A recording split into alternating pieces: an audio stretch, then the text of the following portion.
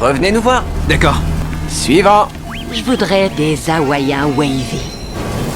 C'est un quoi ce merdier? $1,99 la mèche. Ah oui? Très cool sur vous, ça aussi. C'est quoi ce merdier, Emmett? Mon cousin m'a envoyé un texto et il a dit qu'il avait vu le camion ici. Braden est complètement choqué. Emmett a utilisé son food truck pour vendre des perruques. Braden demande des comptes à Emmett. Emmett lui dit que ça rapporte plus d'argent. Et t'as cru que tu pouvais aussi vendre des cheveux à l'arrière du truck? Ouais, ça fait d'une pierre deux coups. Un tas de filles sortent du boulot. Personne veut acheter à manger au milieu des perruques. Braden n'y croit pas au début, mais quand Emmett lui met l'argent dans la main, il doit bien accepter la vérité.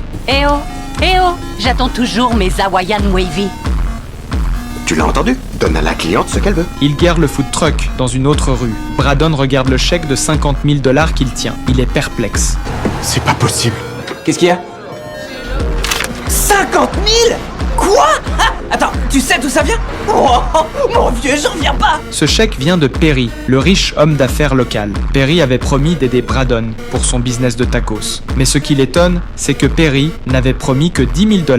Braden appelle tout de suite l'entreprise de Perry pour rembourser le trop perçu. Là, Emmett lui arrache son téléphone et raccroche. Braden lui demande pourquoi. Emmett répond seulement « c'est Dieu qui l'a voulu » et il l'empêche de rendre le chèque. Braden reste inquiet à cause de ce paiement trop élevé. Emmett essaie de le convaincre d'accepter. Avec 50 000, imagine ce qu'on pourrait se payer. 4 nouvelles cuisinières, un nouveau camion et une bague de fiançailles. Peu après, quelqu'un frappe à la porte du food truck. C'est l'assistant de Perry. Il lui offre un food truck tout neuf et va même lui donner 2 employés. Il dit que tout cela vient de Perry. Braden sent que quelque chose ne va pas. Et tout cela, un policier en planque le prend en photo. Peu de temps après, le policier vient chez lui. Il dit à Braden qu'il est mêlé à des crimes de gang dans le secteur 63. J'essaie d'ouvrir un restaurant. Pourquoi je m'appliquerais avec les Et conneries d'un comment gang? vous expliquez ce qui se passe autour de votre camion? Il lui ordonne d'arrêter tout de suite pour avoir une chance de s'en sortir légalement. Braden va voir Perry directement. Il lui demande en face « Si t'es vraiment un chef de gang, j'arrête tout notre collaboration. »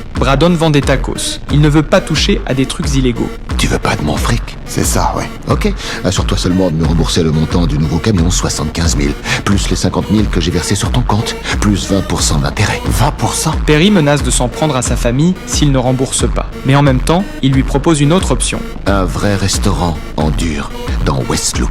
J'imagine que tu comptais pas vendre des tacos toute ta putain de vie dans un camion en plein mois de février. Je me trompe? Ne fais pas de conneries avec mon fric. Braden n'a plus rien à dire. Il est coincé.